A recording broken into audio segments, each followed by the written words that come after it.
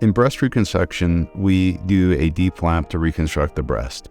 And it's not simply taking the tissue and putting it there to have a breast foundation and calling it a day. It's really about taking the aesthetic qualities that you learn in plastic surgery to give the best abdominal contour, to shape the breast in the best way to achieve a final result that the patient and I can be really proud of and say this looks phenomenal. And the patient came in one condition, and even though they had to go through this journey, left with the best possible aesthetics through this reconstructive process. In this operation, the whole goal is to take what you need and leave what you don't need and what the patient needs. That means take the skin and some soft tissue, which most of the time is fat, with blood vessels, and replace the breast with only those constructs. We do not remove the muscle or injure the nerves. And if we do have to do something where the single blood vessel is not enough, we convert the patients to what's called an apex flap, which is an abdominal perforated exchange flap, so we don't traumatize the abdominal muscles.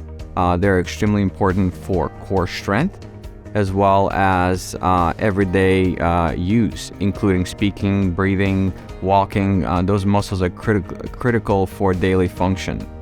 So our goal is to rebuild a breast that will last a lifetime. The DIEP flap surgery is challenging in that each patient has a different anatomy and there's different variables that you can approach. In most of the surgeries, it's very consistent and predictable, but with anything you do in a high volume, you'll find different anatomy that introduces you to use different skills to achieve the same consistent result. And that's always a experience where you rely on having done this surgery over and over so that you can give patients that same result when you're doing microsurgery and needing to do more than just the standard procedure. A candidate for the DIEP flap, there's no one body type that rules someone in or out for a DIEP flap. It can be done in thin patients or patients with a larger abdomen. I think the best indicators is someone who has laxity to the abdomen.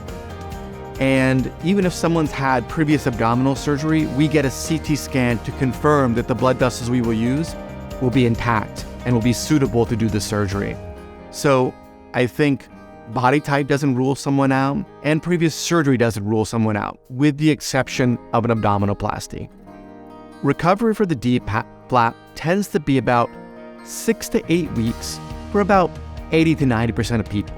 Occasionally, maybe 10% of the people might require a little bit more time to recover, but that's usually just to get their energy back and their mobility back.